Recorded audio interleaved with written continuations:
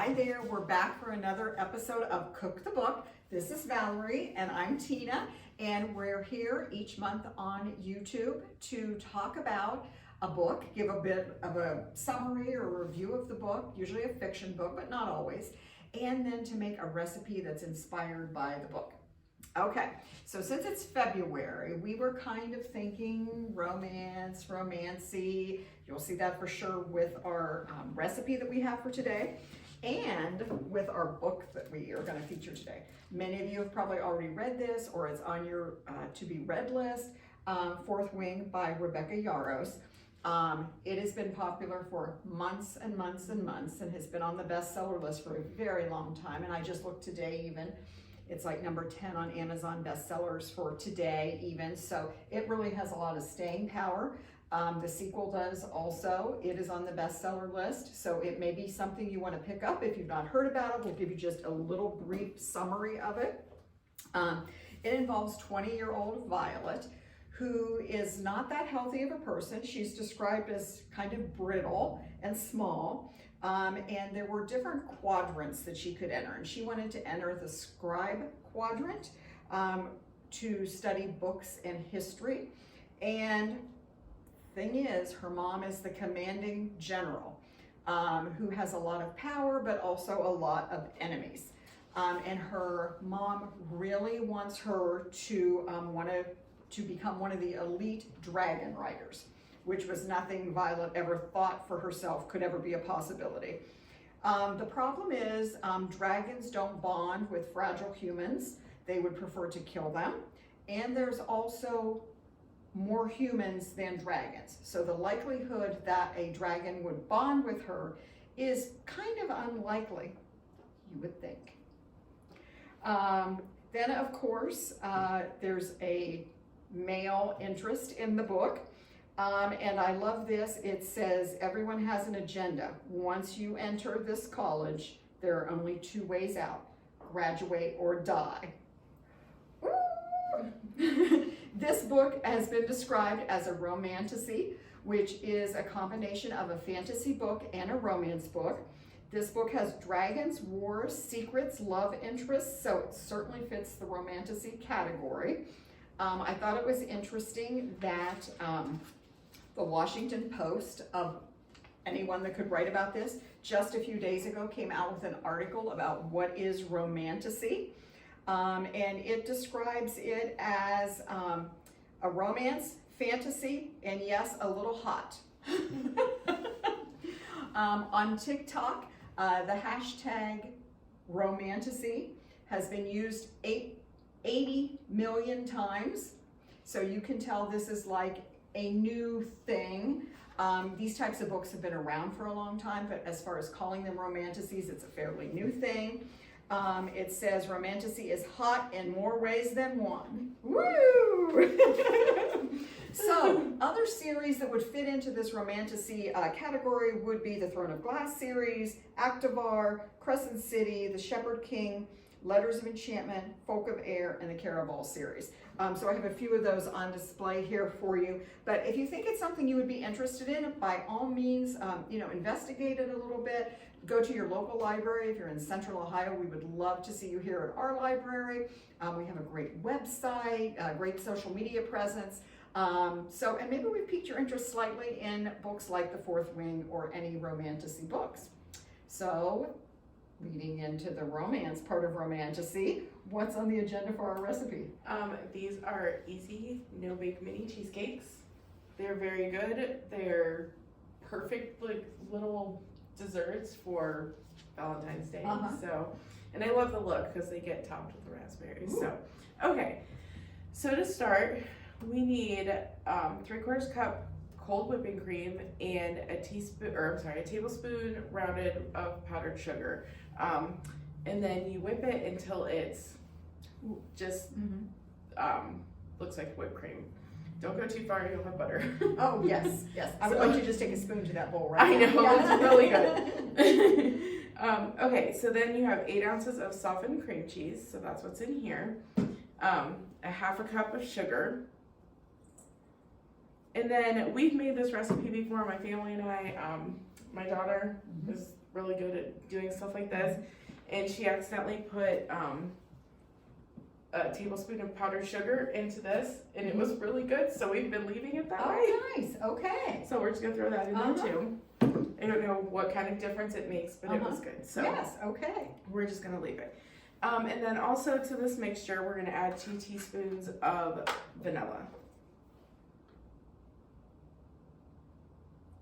So probably the lighter color of vanilla would be better for this recipe. I do you think so. It probably really wouldn't matter. Okay. But yeah, I would prefer that like in mine just because it keeps it the light color. Yes, Yeah. that's true. That's true. It'll turn a little bit of a creamy color because of the cream cheese. And then we're just gonna mix this up.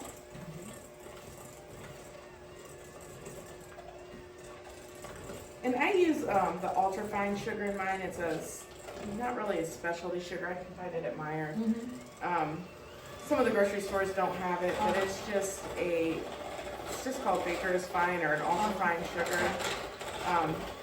I think it just like in stuff like this, it just dissolves a little faster. So great for cakes and that kind of stuff too. The other thing about this recipe, if you think of cheesecakes, they're very expensive to make. You need the spring corn pan. Yes. It takes a lot of time. This is so quick, much less expensive. Oh yeah, because you just need 1 block of cream cheese. And you know, any sugar will work at home. You do need the powdered sugar though because you need to add it to the whipping cream. But and when I do this for the cream cheese part of it, I whip it until it's pretty fluffy. I feel like that's kind of a secret to like really good cream cheese recipes. Of course, unless your recipe would say otherwise, but it just gives it a really light, fluffy end result. So make sure that's really good here. And you can see it's just kind of fluffy looking. And I think the other thing too, if you have kids in your family who are like, ugh, cheesecake, ugh. Yeah. But this is a recipe that they would be all about, I think. I think so too, yeah. So that's what it looks like. I think, you know, just like I said, give it a couple minutes on high with your mixer. Okay, so then what you're gonna do, once you get that all ready to go here, you are gonna fold in your whipped cream. You don't wanna stir it because if you stir it, you're gonna take all the whip out of it. So that will take just a couple minutes. And if you don't know what fold is, Valerie's going to show you. Yeah. If folding is super, You just kind of simple. turn your spatula until it's all combined. It's hard for impatient people to do this. Want to break into a fold. Yeah, just get it done. Yeah, I understand that. So if you're an impatient person, I get it. It's mixing in very quickly though. It is. Yeah. And it does. Anytime any of my recipes that are require folding, I feel like they do actually mix pretty quickly. So.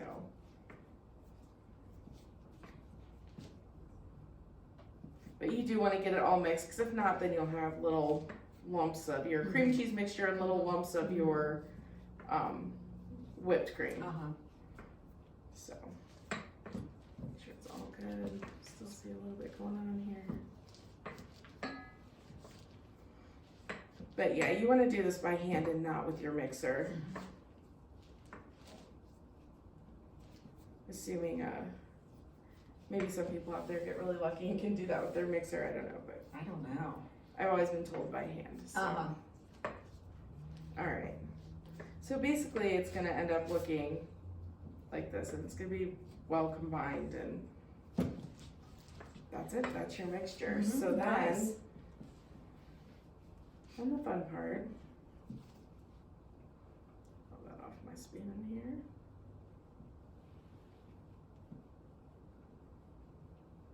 These also that we're gonna, for the ending, those are some of the biggest raspberries I've ever seen in my life. They're like the size of strawberries, basically. They are. They had fantastic raspberries at the store the other day. And then I went just last night to try to get some, and they had none. Oh, gee. Okay. One extreme Luckily, I had bought these the day before, so Yeah. I luckily had them.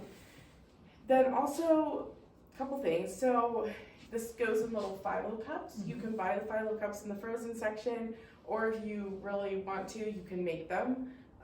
Just out of phyllo dough, you can stamp them and poke them into little mini muffin cups.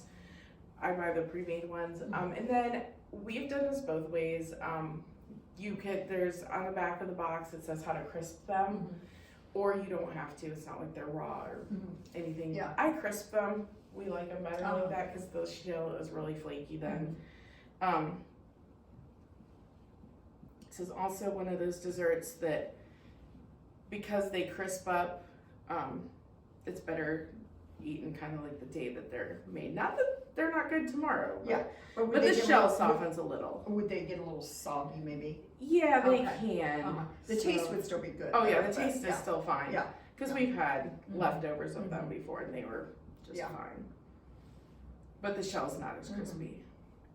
Or, I mean, also if you know you're not gonna use all of them, you could probably fill what you're gonna use and then, you know. So when you buy them frozen, they're already baked? Yeah, they're already baked. Okay. Yeah. Okay, so they're already if you want to crisp them, but they don't need cooked. Right. Okay. Exactly.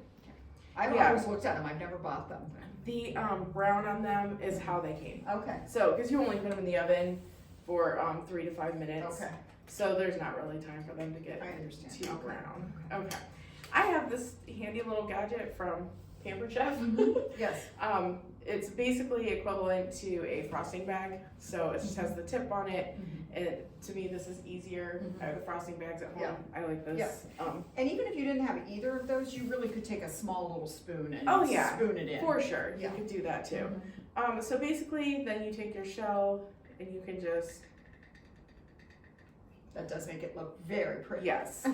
So, but yeah, for sure. You could use a spoon, put some in a spoon, and then, you know, do that. These would be very fun, like for a party or. Oh, they would be. Yeah. And you can put as much filling in as you want. I do it because I want to make sure they come up over the top so you can see them and they look pretty. It does look so pretty. But if you wanted to just do even, I mean, it could do that too. Yeah. So I feel like this is something that looks a lot more difficult when you present it to somebody to eat than it really is. Yeah. Which I love stuff like that they think you've worked really hard on, but it really has been absolutely. Easy. Yeah. So then when you're done, usually your raspberries won't be quite as fine, but then you can just put your raspberries on top. They're cute.